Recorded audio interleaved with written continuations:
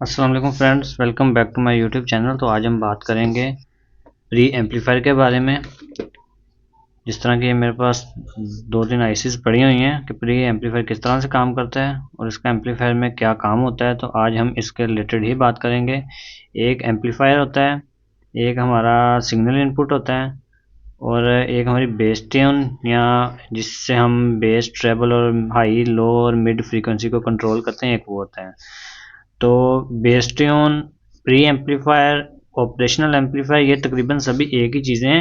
लेकिन ये जो मेन आपने अक्सर ये आईसीज का सुना होगा, TL072 55 32 45 58, ये सभी आईसीज किस मकसद के लिए लगी होती हैं, तो आज हम इन्हीं के रिलेटेड बात करेंगे। तो आज का मेन टॉपिक है ऑपरेशनल एम्पलीफायर के बारे में। जो मेन बड़ा एम्पलीफायर होता है जो सिग्नल को बढ़ा के स्पीकर आउटपुट पे देता है, उसके बारे में नहीं, ऑपरेशनल ओप एम्प या जिसे हम प्री एम्पलीफायर कहते हैं उसके बारे में बात करेंगे। तो सबसे पहले हम इसकी थ्योरेटिकल थोड़ी सी जानकारी ले लेते हैं। हमारा एक जो हमारा प्री एम्पलीफायर होता है जिसे हम ऑपरेशनल एम्पलीफायर भी कहते हैं, तो उसकी जो लेग्स होती हैं वो मैं अभी आपको बता देता हूँ कि उसका सिंबल क्या है।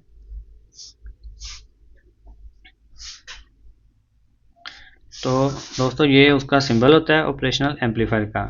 और यहाँ पे अभी एक और सिंबल ड्रा कर लेते हैं जो कि एम्पलीफायर का सिंबल होता है। ये हमारा एम्पलीफायर का सिंबल है। ये ओप एम्प का, जिसे हम ऑपरेशनल एम्पलीफायर भी कहते हैं। और दूसरा ये हमारा मुकम्मल एक एम्पलीफायर है जो किसी भी कैटेगरी का हो सकता है, क्लास A B C जो भी है, कोई भी एम्पलीफायर हमारा हो सकता है। तो ये हमारा उस एम्पलीफायर का सिंबल है। ये इसकी इनपुट और ये इसकी आउटपुट। तो यहाँ पे ये हमारा ऑपरेशनल एम्पलीफायर का सिंबल है।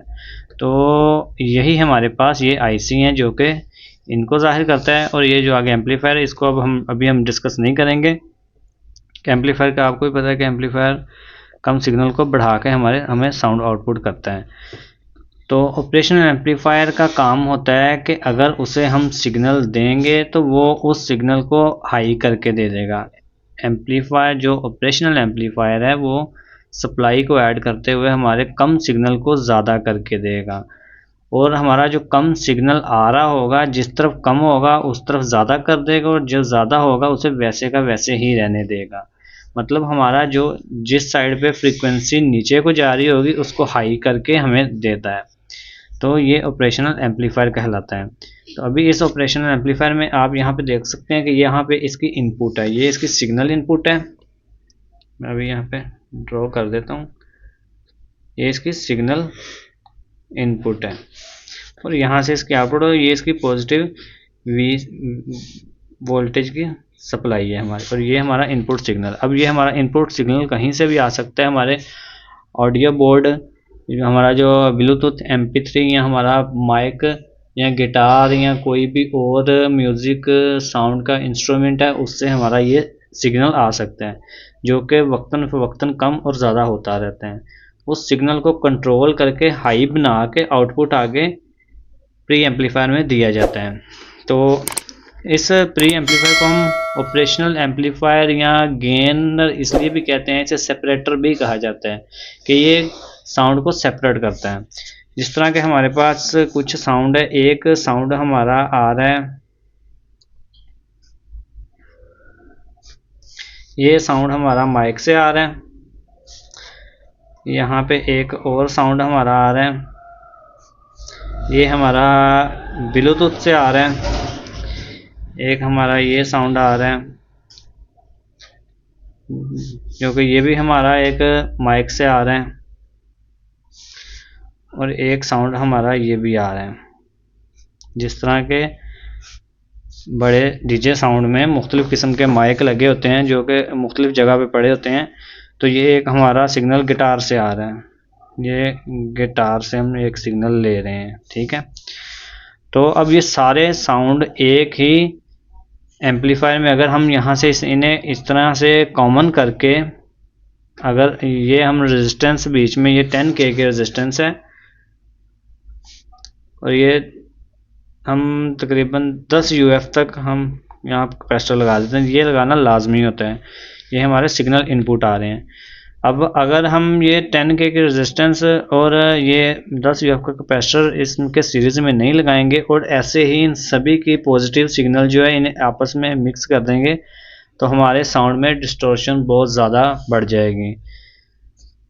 जो साउंड में जितनी भी डिस्टॉर्शन जो नॉइस इन सबसे प्रोड्यूस होके आ रही होगी, जो वायर के थ्रू या और ज़्यादा फ्रीक्वेंसीज होती हैं उनके थ्रू आएगी, तो वो सभी इसमें ऐड होती जाएंगी, जिसकी वजह से आगे हमारा जो एम्पलीफायर है वो बहुत ज़्यादा नॉइज़ प्रोड्यूस करेगा और साउंड अच्छी क्वालिटी का नहीं निकलेगा। उसके लिए हमने करना क्या होता है कि यहाँ पे ये जितने भी साउंड हैं उनके हमने इनपुट के ऊपर, इन साउंड के इनपुट पे हमें एक ऑपरेशनल एम्पलीफायर लगाना पड़ता है। इस तरह के मैंने ये आईसीज पड़ी हुई हैं, तो यहाँ पे आप देख सकते हैं कि इसे हम ऑपरेशनल एम्पलीफायर कहते हैं। ये फिर से मैंने इसका सिंबल बना दिया। अब अगर हम इन सभी साउंड को एक साथ करके ऑपरेशनल एम्पलीफायर के बीच देते हैं यहाँ पे, और ये हमारा ग्राउंड सभी का कॉमन आ गया जिसे हम GND से जाहिर करते हैं, तो अब जो सिग्नल इसके इनपुट पे जाएगा आउटपुट पे सभी मिक्स होकर निकलेगा, लेकिन ये फ्रीक्वेंसीज आपस में टकराएंगी नहीं, ये सभी साउंड आपस में टकराएंगे नहीं। ये कैपेसिटर इसलिए लगाया जा रहा है कि अगर इनमें से किसी में भी DC वोल्टेज आते हैं तो वो दूसरे के साथ वो टकराए ना आपस में, इसलिए यहाँ पे कैपेसिटर और रेजिस्टेंस लगाई गई है कि जब बेस का एक झटका आए, जिस तरह लो फ्रीक्वेंसी बेस कहलाती है, अगर बेस हमारी आती है तो अगर कैपेसिटर को फिल्टर करते हुए आगे निकल जाती है लेकिन आगे रेजिस्टेंस लगी हुई है तो वो बेस इधर को ना जाए, क्योंकि बेस हमेशा वोल्टेज की सूरत में होती है। बेस में वोल्टेज होते हैं कुछ मिली वोल्टेज आप कह लें, या 0.89 या 1 वोल्ट तक भी बेस चली जाती है, जो कि वोल्टेज में बेस होती है। तो वोल्टेज आपको पता है कि वो यहाँ से गुजर सकते हैं, इसलिए यहाँ पे 10K की रेजिस्टेंस लगाई जा सकती है। तो अभी यहाँ पे अगर इसे डायरेक्ट ये चारों सिग्नल यहाँ दिए जाते हैं, या हम डायरेक्ट ये चारों सिग्नल हमारे यहाँ इनपुट पे, एम्पलीफायर के इनपुट पे दे देते हैं, तो यहाँ बहुत ज़्यादा नॉइस आनी थी, बहुत ज़्यादा शोर, साउंड अजीब सा हो जाना था। जब ये 4-5 चीज़ें से सिग्नल जो आना था वो एम्पलीफायर ने बहुत ज़्यादा डिस्टर्ब होना था उससे।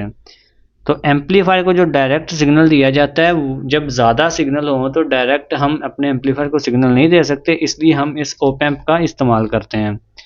जिस तरह का ये मुख्तलिफ आईसीज में आता है, ये मोनो में, स्टीरियो में और 4-4 गेनर भी निकाल देता है अपने से, मतलब एक इनपुट और 4-4, 5-5 आउटपुट भी निकालता है जो सराउंडिंग साउंड में इस्तेमाल होता है। तो अभी का जो हमारा टॉपिक है वो सिर्फ इस एक TL072 या 55-45-58, 55-32 IC के ऊपर इनकी मैं बात करूंगा जो बहुत कॉमन यूज़ होते हैं। तो अभी हम अगर यहाँ पे हम अपनी सप्लाई दे देते हैं 12 वोल्ट DC, अगर हम यहाँ पे 12 वोल्ट अपनी सप्लाई देते हैं तो अगर हमारा यहाँ पे सिग्नल कम होगा, यहाँ पे अगर हमारे वोल्टेज 1.5 वोल्ट हैं और यहाँ पे हमारे 2.5 वोल्ट आ रहे हैं, तो ये पहले इसको इसके बराबर करेगा, फिर इनपुट कर लेके आगे आउटपुट देगा, मतलब इन दोनों में जो फ़र्क होगा वो ख़त्म कर देगा। और यहाँ पे जो भी सिग्नल आ रहा होगा उनमें से जो हाई फ्रीक्वेंसी का नॉइज़ होगा, जिस तरह के आप हम की आवाज़ सुनते हैं या इस तरह की जो आवाज़ें निकल रही होती हैं साउंड में से, स्पीकर में से, ये उनको बिल्कुल ख़त्म कर देता है। तो इस आईसी का जो ऑपरेशनल एम्पलीफायर है, इसका काम ही यही होता है कि साउंड को इन्हेंस करना, उसमें से शोर ख़त्म करना और साउंड को सेपरेट रखना। आगे इसकी जो वायरिंग होती है, जो इसका सर्किट डायग्राम है, उसकी भी हम बात करते हैं कि किस तरह से काम करता है। जो मैं आपको थ्योरिकल बता रहा हूँ वही क्या प्रैक्टिकल में भी ऐसे ही है, तो वो भी हम आगे चल के बात करते हैं। तो अभी हम जिस टॉपिक पे बात करें वो ये है कि अगर हमारा माइनस जो ग्राउंड का साउंड है वो 1.5 जा रहा है, मतलब फ्रीक्वेंसी हमारी नीचे को जा रही है। जिस तरह के ये हमारी साउंड वेव्स हैं, यहाँ से हमारा साउंड चला है, ऐसे हमारा साउंड चल रहा है। इनमें कम फ्रीक्वेंसीज भी हैं, ज़्यादा भी हैं, मिड भी हैं, ठीक है। तो अगर हमारा जो वोल्टेज है वो ऊपर को जा रहे हैं जब, और नीचे वाले जो कम हैं, तो ये इनके बराबर करके ऊपर वाले के उस हिसाब से रेगुलेशन करके हमें आउटपुट देगा, और इसमें से जितनी भी अनवांटेड साउंड फ्रीक्वेंसीज हैं उनको ख़त्म कर देगा। तो जो ये ऑपरेशनल एम्पलीफायर है उसका यही काम होता है, और ये इसका सिंबल है। ऑपरेशनल एम्पलीफायर जो भी है उसका यही सिंबल है और यही उसकी इनपुट और आउटपुट होती है। तो अभी हम यहाँ पे 3958 ये मेरे पास आईसीज पड़ी हुई हैं, यहाँ पे आप इनका नंबर देख सकते हैं। ये आप नंबर देखते हैं कि ये 5532 आईसी है, और यहाँ पे जो दूसरी है ये TL072 आईसी है मेरे पास, ठीक है। तो इन दोनों की पिन कॉन्फ़िगरेशन सेम है, कोई डिफरेंस नहीं है पिन्स में, 1 से लेके 8 तक इनकी पिन कॉन्फ़िगरेशन सेम है। तो अभी मैं इसका सर्किट डायग्राम यहाँ पे बनाता हूँ और आप देखें कि इनकी कॉन्फ़िगरेशन कैसे हो रही है, इनका सर्किट डायग्राम किस तरह से बनता है। तो ये तो इसका सिंबल था, अभी हम इसका फिज़िकल जो डायग्राम है वो बना लेते हैं। तो ये इस तरह से आईसी हमारी बन गई। ये इसका ऊपर वाला जो होल होता है जिससे ये आइडेंटिफाई होता है कि इसकी ऊपर वाली 1 नंबर पिन कौन सी है, 2 नंबर कौन सी है। तो इसकी 4 पिन्स हैं। तो अभी हम इन चारों को देखते हैं कि कौन सी किस काम आ रही है। तो अभी हम हमारी जो इसमें सबसे पहले ये अपने अंदर इसी तरह से बना होता है जिस तरह के मैंने आपको अभी ऊपर सिंबल दिखाया हुआ है, कि हम इसको ऐसे कंसिडर कर लेते हैं। ये ऐसे हो गया, यहाँ से ऐसे हो गया, ये इसकी आउटपुट निकल के ऐसे आएगा, और यही सेम चीज़ इस साइड पे भी है, ऐसे करके ऐसे हो गया, और यही सेम चीज़ यहाँ पे आ गई इसकी, यहाँ पे इस जगह पे, यहाँ पे नहीं है, ये इसकी सप्लाई वोल्टेज है। तो जो TL072 है हमारी, ये आईसी का नंबर TL072 है। तो अभी मैंने इसे इसी तरह से ही रखा हुआ है। ये हमारी TL072 आईसी आ गई। यहाँ पे इसका जो कट वाला निशान है ये ऊपर को है और बाकी ये ऐसे। तो यहाँ पे इसकी जो ये वाली पिन है ये 1 नंबर है, ये 2 नंबर, ये 3 नंबर और 4 नंबर। इसके बाद ऐसे ही इधर को जाना है हमने, ये 5 6 7 और 8 हो गए। इसकी जो सबसे पहली पिन होती है वो आउटपुट की होती है, इस साइड के एक साइड की हमारी जो पहली है वो आउटपुट होती है।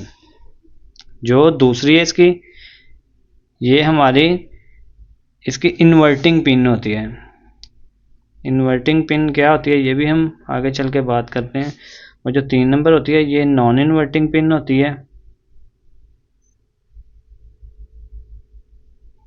जो 4 नंबर पिन है ये हमारी GND है, जिसे हम ग्राउंड या माइनस कह सकते हैं। 5 नंबर हमारी भी नॉन इन्वर्टिंग पिन है।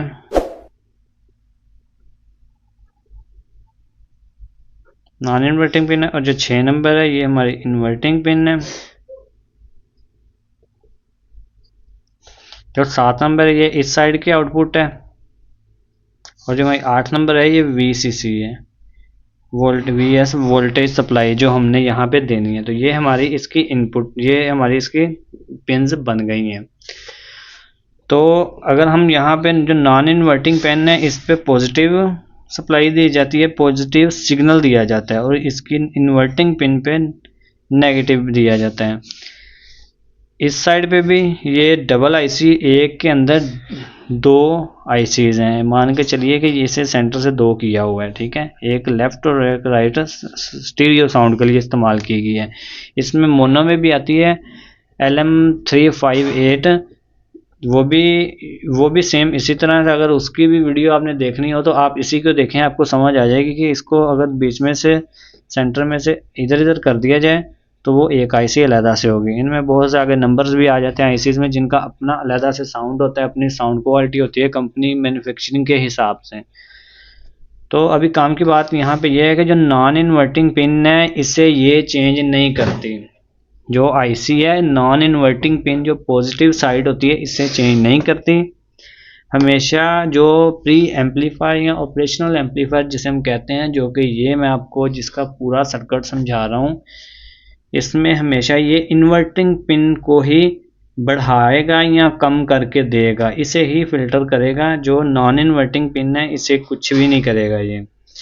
जिस तरह हमने इनपुट पे पॉजिटिव सिग्नल दिया और आउटपुट पे नॉन इन्वर्टिंग पे पॉजिटिव सिग्नल दिया, उसमें हमारे 2.2 वोल्टेज अगर जा रहे हैं तो वो ऐसे ही जाएंगे। लेकिन अगर इन्वर्टिंग पिन में हमारे 1.2 वोल्टेज हैं तो उन्हें हमारा जो आईसी है वो इनपुट सप्लाई लेके जितनी भी हमारी होगी 12 वोल्ट 15 वोल्ट, नॉर्मली ये 32 वोल्ट तक काम करती है ये TL072, जो कि मैंने खुद प्रैक्टिकल करके देखा हुआ है और आगे चल के मैं आपको दिखाता भी हूँ कि ये 32-35 वोल्ट तक ये तकरीबन ठीक तरह से काम करती है। इसके बाद आगे वोल्टेज जब बढ़ाएंगे तो हमारी जो साउंड है उसमें बहुत ज़्यादा वाइब्रेशन आना शुरू हो जाएगी, स्पीकर अपनी जगह पे रुकेगा नहीं और साउंड की सही समझ भी नहीं आएगी। जो ट्रेबल होगी वो बहुत ज़्यादा हाई हो के आएगी, लेकिन जो बेस होगी वो बहुत ज़्यादा वाइब्रेशन में चली जाएगी। तो इसलिए हम इसे 35 वोल्ट तक की सप्लाई दे सकते हैं। तो ये सिंगल सप्लाई में बन जाती है और इसका सर्किट जो है ड्यूल सप्लाई में भी बनता है, जिस तरह के 12/12, एक ग्राउंड की और एक पॉजिटिव और एक नेगेटिव, इस तरह 35 तक हम इसे लेके चल सकते हैं। लेकिन बेहतर सर्किट इसका यही है कि इसे ड्यूल सप्लाई पे बनाया जाए ताकि ऊपर की फ्रीक्वेंसीज भी काम करें और नीचे की फ्रीक्वेंसीज भी काम करें। तो अगर हम यहाँ पे नॉन इन्वर्टिंग पिन पे 2 वोल्ट हमारे आ रहे हैं, लेकिन ऐसा होता नहीं है। जो हमारा ऑडियो से सिग्नल आता है, जो MP3 या ब्लूटूथ से या माइक से हमारा जो सिग्नल आता है वो कुछ मिली वोल्टेज ही होते हैं और वो भी AC में होते हैं। AC वोल्टेज होते हैं और कुछ मिली वोल्टेज होते हैं, 0.2 3 4 5 यहाँ तक के होते हैं। जो बेस के सिग्नल होते हैं वो थोड़े हाई हो जाते हैं, 0.67 तक चले जाते हैं। लेकिन जो ट्रेबल और दूसरी हाई फ्रीक्वेंसी और मिड में उसमें इतने ज़्यादा सिग्नल नहीं होते। तो मिसाल के तौर पे हमारे पास नॉन इन्वर्टिंग पॉजिटिव में 2.2 वोल्ट आ रहे हैं और इन्वर्टिंग पिन जो माइनस में उसमें 1.2 आ रहे हैं। तो ये बाकी इधर से लेके हमें आउटपुट पे देगा, जिसे हम गेन भी कहते हैं। जिस तरह के मैं आपको ये बता रहा हूँ कि जो हैवी फंक्शंस होते हैं या कोई डीजे वाला साउंड कहीं लगा हुआ है किसी स्टेडियम में या किसी और जगह पे, जिस तरह कॉलेज यूनिवर्सिटीज़ में फंक्शन वगैरह होते हैं, तो माइक काफ़ी दूर पड़ा होता है। जहाँ से सिग्नल अगर इनपुट हो गए सिग्नल माइक से कोई आ रहा है तो वो तार की रेजिस्टेंस की वजह से सिग्नल कम हो जाता है। तो यहाँ पे आते आते वो काफ़ी कम हो गए, आधे से भी कम रह जाता है।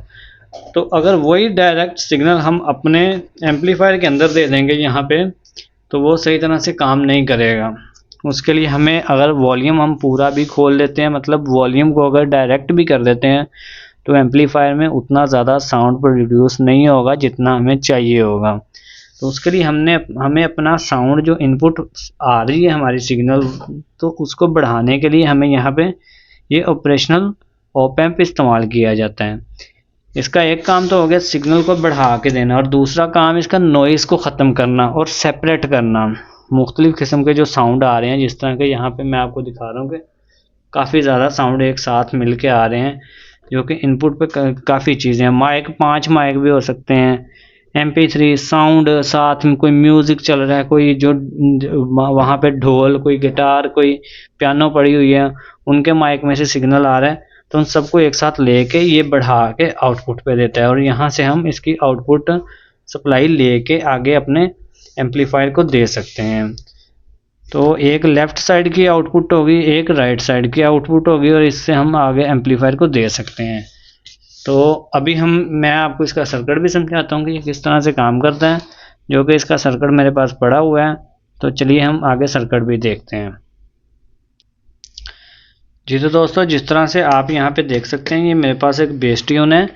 इसमें यहाँ पे 5532 IC लगी हुई है और इसके एक साइड पे ट्रेबल, मिड और बेस के 3 वॉल्यूम बने हुए हैं। अब हम इसको देखते हैं। इसकी पहली पिन थी जो, वो इसकी इन आउटपुट थी, ये जो पहली वाली पिन है। अब जो 4 नंबर पिन है ये इसकी ग्राउंड की है। तो अभी हम देखते हैं इसमें सर्किट किस तरह से आ रहा है। तो यहाँ पे हमारी ये जो 4 नंबर की पिन है, ये आप देख रहे हैं कि यहाँ से होती हुई ये सारी ग्राउंड में आ रही है। यहाँ पे हमारा सिग्नल ग्राउंड इनपुट, ये आप देख रहे हैं कि यहाँ इनपुट हो रही है और जो सेंटर वाली होती है वो इसकी ग्राउंड की है, जो सिग्नल इनपुट है हमारी वहाँ हमारी ये ग्राउंड है। यार इधर उठ क्या जी। तो दोस्तों यहाँ पे आप देखें कि ये सिग्नल इनपुट जो है यहाँ पे ये इसकी 4 नंबर की ग्राउंड है और ग्राउंड की जो है वो सिग्नल इनपुट में भी ग्राउंड हो गई है और जो वोल्टेज की सप्लाई है उसमें भी ग्राउंड हो गई है। उसके बाद हमारी ये जो इसकी 1 नंबर पिन है यहाँ पे आउटपुट है और यहाँ पे ये देखें ये 1 नंबर की जो पिन है हमारी जो आउटपुट है यहाँ से होके यहाँ जाइए, एक रेजिस्टेंस लगी हुई है यहाँ पे, यहाँ से यहाँ जा रही है और ये हमारा प्रिंट मुकम्मल होता हुआ जो हमारा मेन पोटेंशियोमीटर का वॉल्यूम है उस पे उसकी इनपुट पे आ रही है। अगर हम वॉल्यूम को अपनी इस साइड पे इस तरह करें तो हमारी जो उसकी इनपुट है वहाँ पे ये आ रही है। उसके बाद दूसरी जो इसकी आगे जो हमारी इसकी 3 नंबर पिन है, 3 नंबर यहाँ पे देखें कि नॉन इन्वर्टिंग मतलब पॉजिटिव की पिन है, तो वो भी हमारा सिग्नल यहाँ से ये 3 नंबर पिन है, ठीक है, और 3 नंबर यहाँ से होती हुई इस तरह से हमारी बेस ट्रेबल को मिक्स करते हुए ये अलहदा से यहाँ से यहाँ तक का सर्किट अलहदा है और आगे जो भी हमारा सिग्नल आउटपुट हो के जिसमें बेस ट्रेबल और मिड रेंज सभी कुछ मिक्स होते हुए फ़िल्टर होते हुए हमारी इस आईसी को जा रही है जो कि हमें हाई गेन देता है और सिग्नल आउटपुट को इन्हेंस करता है और जो नॉइस होती है उसको बीच में से ख़त्म कर देता है। तो ये थी बेस ट्यून की बात। तो अभी जो मेरा ख़ुद का सर्किट है वो मैं आपको दिखाता हूँ जो कि मैंने डिज़ाइन किया हुआ है। तो इसमें भी ऐसे ही है, ये हमारी TL072 मैंने आईसी लगाई हुई है। तो इसमें मैंने वोल्टेज की रेगुलेशन करते हुए इसे 12/12 मतलब ड्यूल सप्लाई पे ऑपरेट करवाया है। तो इसमें हमारी जो मेन सप्लाई है वो यहाँ से एक हमारी पॉजिटिव यहाँ पे लग रही है, नेगेटिव यहाँ पे लग रही है और ये हमारी GND है, ठीक हो गया। तो अभी ये ज़्यादा 35/35 तक चल सकती है, लेकिन बेहतर यही है इसे कम से कम वोल्टेज पे चलाया जाए, मतलब इतने कम भी नहीं कि 5/5 पे चलाएं, लेकिन कम से कम इसे 15/15 12/12 तक की सप्लाई देनी चाहिए। तो यहाँ पे जो हमारी पॉजिटिव की सप्लाई है वो हमारी ये है। तो इसमें पॉजिटिव सप्लाई की रेगुलेशन करते हुए जिस तरह कि आपने मेरी पहली वीडियो में देखा होगा कि अगर हम एक रेजिस्टेंस लेते हैं, जिस तरह कि हम यहाँ पे एक रेजिस्टेंस लेते हैं और उसके आगे हम एक जेनर डायोड लगा लेते हैं जिसका सिंबल कुछ इस तरह से होता है। तो आगे चल के यहाँ पे अगर हम इससे सप्लाई देते हैं 15 वोल्ट नेगेटिव और इधर से 15 वोल्ट पॉजिटिव, तो हमारे यहाँ से यहाँ तक अगर हम यहाँ से और यहाँ पे चेक करते हैं हमें 15 वोल्ट मिलेंगे। अगर हम यहाँ पे चेक करते हैं तो हमने जितने वोल्टेज का लगाया हुआ है, तो हमने जितने वोल्टेज का यहाँ पे जेनर डायोड लगाया हुआ है मिसाल के तौर पे यहाँ और यहाँ पे हमें चेक करने पे 15 वोल्ट मिल रहे हैं और यहाँ पे हमने 12 वोल्ट का जेनर लगाया। तो अगर हम यहाँ नेगेटिव सप्लाई लेते हैं और यहाँ से पॉजिटिव लेंगे तो हमें यहाँ से आउटपुट होके 12 वोल्ट देखने को मिलेंगे, बाकी ये इधर से ग्राउंड होके हरारत की सूरत में ज़ाया हो जाएंगे। तो इसी सर्किट में हमने यहाँ पे मैंने ये एक रेजिस्टेंस है 2.2 के रेजिस्टेंस के साथ इसे ग्राउंड किया हुआ है सिग्नल को। यहाँ पे आप देख रहे हैं यहाँ से यहाँ 2.2 के रेजिस्टेंस और यहाँ से यहाँ एक जेनर डायोड आगे ग्राउंड किया हुआ है। फिर यहाँ से सप्लाई आगे हमने आईसी के जो 8 नंबर पिन है उस पर दी हुई है। पॉजिटिव सप्लाई हमारी यहाँ पे इस आईसी के 8 नंबर पॉइंट पे आ रही है और जैसे यहाँ पे आप देख रहे हैं। तो इसकी जो 4 नंबर पिन है वो भी देखते हैं कि 4 नंबर पिन पे हमारी सप्लाई कहाँ से जा रही है। तो जो हमारी इसकी 4 नंबर सप्लाई है वो यहाँ पे आप देख रहे हैं कि ये 4 नंबर पिन है और ये यहाँ से होती हुई यहाँ आ रही है हमारी माइनस वाली साइड पे, जिस तरह मैंने यहाँ पहले ड्रा किया और लिखा हुआ है कि ये माइनस साइड है और ये इसकी प्लस साइड है, पॉजिटिव सप्लाई की लाइन है और यहाँ पे हमारे ग्राउंड के वोल्टेज आ रहे होते हैं। तो यहाँ से यहाँ जो माइनस की वोल्टेज की सप्लाई है वो भी हमारी इस ये छोटा सा एक अरेंजमेंट किया हुआ जेनर डायोड का रेगुलेशन की हुई है, जो कि यहाँ पे मैंने आपको बता दिया कि जेनर डायोड किस तरह से ये बिल्कुल कुछ एक या 2 वाट का आप यहाँ पे जेनर डायोड लगा सकते हैं। ये इसका काम सिर्फ एम्पलीफाई कम सिग्नल को थोड़ा सा बढ़ाना होता है, इसलिए इसमें इतने ज़्यादा एम्पेयर यूज़ नहीं होते, इसलिए हम ये रेगुलेशन सप्लाई का इस्तेमाल कर सकते हैं। ये regulation supply amplifier main board पे तो नहीं काम आती, लेकिन इस तरह के प्री एम्प या बेस ट्यून वगैरह में हम इसे इस्तेमाल करके जो हमारा हैवी हाई वोल्टेज है उसको हम कम कर सकते हैं।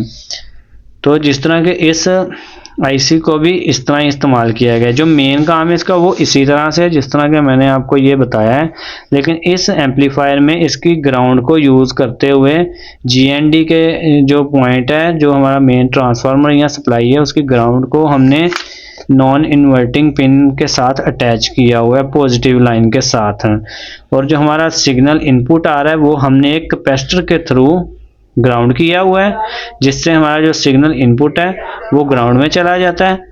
और दूसरा जो ये हमारा एसी सप्लाई है, एसी सिग्नल है, वो सीधा हमारा ग्राउंड के साथ होते हुए इसके 3 नंबर पिन पे आ जाता है, और 4 नंबर पे हमारा जो पॉजिटिव सिग्नल है वो जा रहा है। 2 नंबर पे हमारा यहाँ पे पॉजिटिव सप्लाई, मतलब हमने इस एम्पलीफायर में इसे उल्ट किया हुआ है, क्योंकि इसमें ग्राउंड की साथ एडिंग हो गई है। जिस तरह के यहाँ पे जीएनडी है, तो यहाँ पे हमने 12 वोल्ट की सप्लाई पॉजिटिव लाइन दी है, यहाँ पे 12 वोल्ट की नेगेटिव दी है, और इसे हमने ग्राउंड किया हुआ है। यहाँ पे ये जो बाहर वाले 2 कैपेसिटर हैं ये हमारे इनपुट के हैं, और यहाँ पे आप देख रहे हैं कि यहाँ पे इसकी नेगेटिव पे इनपुट की गई है कैपेसिटर की नेगेटिव, और पॉजिटिव से लेते हुए यहाँ एक 5 या 6 के रेजिस्टेंस के साथ इसके 2 नंबर पॉइंट पे दी हुई है। जो हमारी पॉजिटिव लाइन है वो हमने इसे इसकी इन्वर्टिंग पिन पे दिया हुआ है, जबकि नॉन इन्वर्टिंग पे इसका जो हमारा सिग्नल इनपुट है उसे उसकी माइनस हमें जीएनडी के साथ यहाँ पे दी गई है। इसे हमने उल्ट यूज़ किया हुआ है क्योंकि इसमें जीएनडी बीच में आ गई है, जिसकी ऑसिलेशन सही तरह से होती है। जिस तरह के हम अपने एनपीएन और पीएनपी ट्रांजिस्टर को एज ए एनपीएन को पीएनपी और पीएनपी को हम एनपीएन के तौर पे यूज़ कर लेते हैं। वो एडवांस लेवल पे थोड़ा सा ट्रांजिस्टर की बाइसिंग किस तरह करवाई जाती है तो वो एक अलग टॉपिक है। तो ये सर्किट है ये जो बड़ा ज़बरदस्त है। इसमें दूसरी बात ये है कि जो एम्पलीफिकेशन करके हमारा ये आउटपुट दे रहा है, हमें यहाँ पे हमें जो आउटपुट सिग्नल मिल रहा है, जो हमारी TL072 आउटपुट सिग्नल दे रही है, उससे हमने एक वेरिएबल सप्लाई के ज़रिए जो इनपुट है उसके साथ ऐड किया हुआ है, ताकि हमें जितना इसमें से गेन चाहिए वो हमें यहाँ से आउट मिल सके। अगर हम चाहते हैं कि हमारा जो सिग्नल है वो जितना भी अरेंजमेंट करके ये बना के हमें दे रहा है उसमें बेस ट्रेबल या नॉइज़ कैंसिलेशन हम चाहते हैं कि इसका सिग्नल कम लें, जो हमारा पीछे से जेन्युइन सिग्नल आ रहा है हम वो ज़्यादा लें, तो उसके लिए यहाँ पे 2 प्रीसेट यूज़ किए हुए हैं। और इन 2 प्रीसेट के इसके ये जो हमारी आउटपुट है इनपुट है, इसके यहाँ पे आप देखें कि नॉइज़ को कम करने के लिए जो इसकी सिग्नल जो मेन पावर है उसके और ग्राउंड के दरमियान 104 पीएफ के कैपेसिटर लगाए हुए हैं पॉजिटिव साइड पे भी और नेगेटिव साइड में। ये इस काम के लिए होते हैं कि जो अनवांटेड फ्रीक्वेंसीज अगर हमारे साउंड जो हमारी सप्लाई है उनमें से भी आ रही हैं तो वो भी हमारी ग्राउंड हो जाएं और आउटपुट में हमें बिल्कुल भी नॉइस ना देखने को मिले। तो दोस्तों अभी इसके ये जो प्रीसेट है, ये जो प्री एम्पलीफिकेशन बोर्ड बनाया हुआ है, अगर किसी को इसकी PDF लेआउट या इसका सर्किट डायग्राम, स्कीमेटिक डायग्राम या इसके रिलेटेड कोई भी मसला आता है या किसी को ये सारा सर्किट चाहिए हो तो आप मुझसे, मेरे डिस्क्रिप्शन में मैंने अपना WhatsApp नंबर दिया हुआ है, आप मुझसे रब्ता करके ये प्री एम्प का सर्किट ले सकते हैं। ये सर्किट ज़बरदस्त किस्म का सर्किट है कि इसे हम अपने इसमें जितनी कोई 8 से 10 इनपुट भी दे दें तो ये इतने वोल्टेज पे ही काम करेगा। लेकिन इसमें एक छोटा सा फॉल्ट है जो कि काफ़ी देर यूज़ करने के बाद मुझे थोड़ा सा फील हुआ कि ये फॉल्ट नहीं होना चाहिए। वो ये है कि इसकी जो मेन पे पॉजिटिव साइड और नेगेटिव साइड पे जो दोष है, ये 2 के 1 वाट में 2.2 के 1 वाट में जो रेजिस्टेंस लगी हुई है ये कम से कम 5 वाट में होनी चाहिए। जो इसकी रेजिस्टेंस की वैल्यू है वो हम 4.7 के तक बढ़ा दें तो कोई मसला नहीं है, इससे ज़्यादा करने पे भी कोई मसला नहीं है। लेकिन वो जो जेनर डायोड की रेगुलेशन है वो हमने सिर्फ वो रेगुलेशन करवानी है, उसके लिए इतना ही काफ़ी है। तो इसके हीटअप होने की वजह से ये जो सप्लाई के वोल्टेज में रेजिस्टेंस लगी हुई है ये हम इसके 5 वाट तक कर दें तो वो ज़्यादा बेहतर है। तो बाकी इस सर्किट में किसी किस्म की कोई कमी नहीं है। इसमें TL072, 4558, 5532 ये तीनों आईसी मैंने खुद यूज़ करके उनका साउंड की क्लैरिटी इस्तेमाल करके देख के परख के फिर ये मैं सर्किट आपके साथ शेयर कर रहा हूँ। तो इस पे 2 वीडियोस भी बन सकती थी कि एक वीडियो ये हो जाती कि जिसमें आपको थ्योरेटिकल में बता देता कि प्री एम्पलीफायर सर्किट किस तरह काम करता है, और दूसरा ये कि दूसरी वीडियो मैं इस पे ही अलहदा से बनाता। लेकिन ये जो मैंने बोर्ड बनाया हुआ है ये सर्किट है, ये बड़ा ज़बरदस्त सर्किट है। इसमें थोड़ी बहुत अपने हिसाब से साउंड के हिसाब से जो चेंजिंग करनी है वो हर जो इलेक्ट्रॉनिक्स का काम करने वाला बंदा है वो कर लेगा, इसकी बेस ट्रेबल को अपने हिसाब से कंट्रोल करना। लेकिन जो मेन चीज़ बनानी थी वो यहाँ पे बना के मैंने दे दी है आपको। तो इसका मुकम्मल सर्किट डायग्राम भी आपको मिल जाएगा। इसमें अगर कोई और मसला है, आपको कोई दिक्कत आती है किसी किस्म की, तो वो भी मैं आपकी सॉल्व कर दूंगा। मेरे पास इसके लेआउट्स वगैरह सर्किट डायग्राम सभी कुछ पड़ा हुआ है। ये खुद ही मैं पीसीबी एचिंग भी करता हूँ। अगर आपको यहाँ पे मेरा ये आप नाम लिखा हुआ देख सकते हैं। इसकी पीसीबी एचिंग किस तरह करते हैं, ये पीसीबी बोर्ड किस तरह से बनाते हैं, तो डिस्क्रिप्शन में मेरी एक वीडियो का लिंक है, उसमें आप देख सकते हैं कि पीसीबी बोर्ड घर पे किस तरह से बनाना होता है। तो ये आप इस तरह ही देख रहे हैं कि जैसे ये फैक्ट्री मेड है, लेकिन ये घर पे ज़्यादा से ज़्यादा 50-100 रुपये में ये सर्किट बन जाता है। तो उम्मीद है आपको वीडियो पसंद आई होगी। वीडियो को आपने ज़रूर लाइक करना है, चैनल को सब्सक्राइब भी करना है। इंशाल्लाह आइंदा भी आपको इस तरह की इंफॉर्मेटिव वीडियो देखने को मिलती रहेंगी। दुआ में याद रखिएगा। अल्लाह हाफिज़।